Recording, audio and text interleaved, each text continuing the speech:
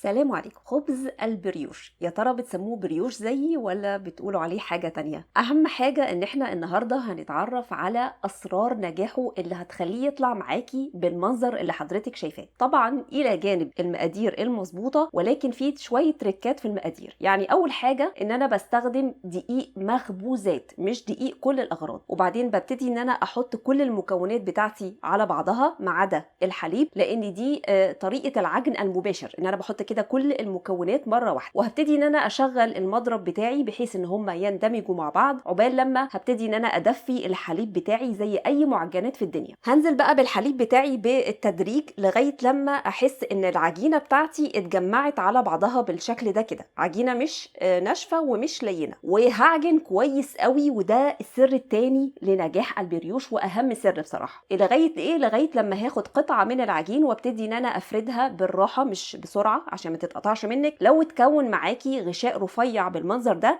يبقى احنا كده وصلنا لشبكه جلوتين قويه، وهو ده اللي احنا عاوزين نوصله. في المرحله دي هبتدي ان انا انزل بالزبده بتاعتي، وانا هنا مقطعاها قطع صغيره عشان انا مش مستخدمه عجانه، ده مضرب على فكره، فعشان اسهل على المضرب بتاعي فمقطعاها قطع صغيره. هبتدي بقى ادخل الزبده بتاعتي كويس قوي لغايه لما العجينه بتاعتي تبقى بالشكل ده كده. هاخدها وهجمعها على بعضها. شايفين شكل العجينه عامل ازاي؟ ده الشكل اللي احنا عايزين نوصل له، عجينه ملساء وبالمنظر ده. هبتدي ان انا احطها في البوله بتاعتي وهعمل فيها الشكل ده عشان اتابع التخمير، وهغطيها. انا هنا مش هخمرها في المرحله دي خمران كامل، امال ايه، هسيبها بس مثلا نص ساعه 3/4 ساعه، المهم شكلها يوصل للشكل ده كده كانها اتضاعفت مره واحده. هاخد بقى العجينه بتاعتي على سطح العمل وهطلع كل الهواء اللي دخل من التخمير، وده عشان خاطر اسمح للخميره انها تنشط بطريقه اسرع في المرحله اللي جايه. هبتدي بس ان انا ابططها كده واخلي شكلها منتظم عشان اقدر ان انا اقطعها لقطع متساويه. ممكن تقطعيها عن طريق الميزان وممكن تقطعيها عن طريق السكريبر زي ما حضرتك حابه تماما. كمان الحجم بتاع القطع برضو راجع ليكي. انا اخدت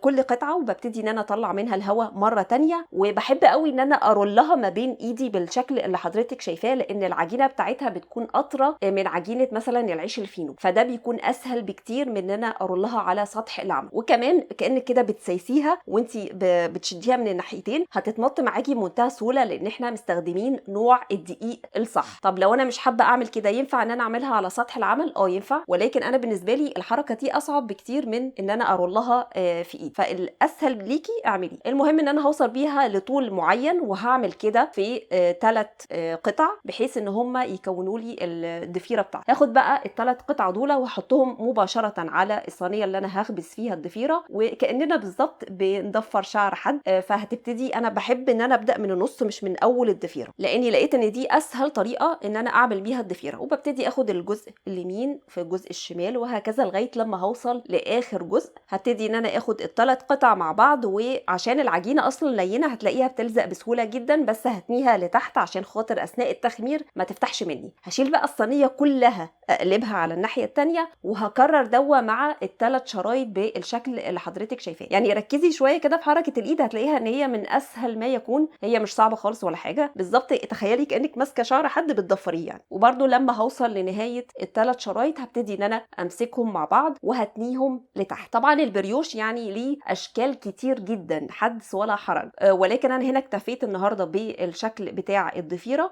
وهنعمل الشكل التاني ده اللي حضرتك شفتيه معايا في اول الفيديو، هو من اسهل ما يمكن برضو بعد لما عملت شريط على هيئه رول طويل.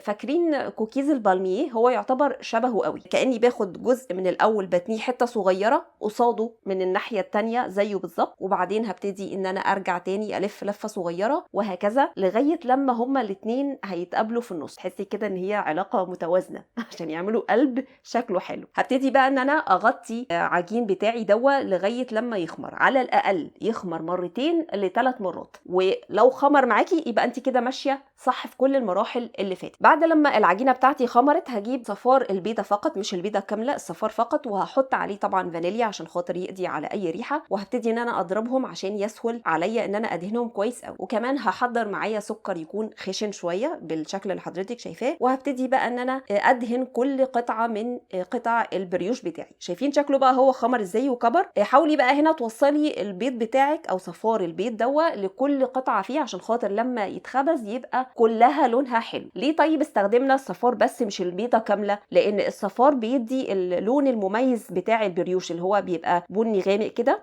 لو عملنا بالبيضه كامله هيطلع لونه فاتح مش حلو. وبعدين هبتدي ان انا ارش السكر بتاعي الخشن على الوش بالمنظر ده. من الحاجات برضو المهمه جدا ان هو بيتخبز في فرن يعني مسخن مسبقا على 200 درجه مئويه، ويكون مفتوح من قبلها بفتره. شايفين بقى الجمال؟ حاجه كده روعه، وطعمه من احلى ما يمكن. وعايزه اعرف، يعني عندي فضول جامد اعرف انتوا بتسموه ايه، شوريك ولا منجقونه ولا فطائر شم النسيم ولا بريوش ولا ايه بالظبط؟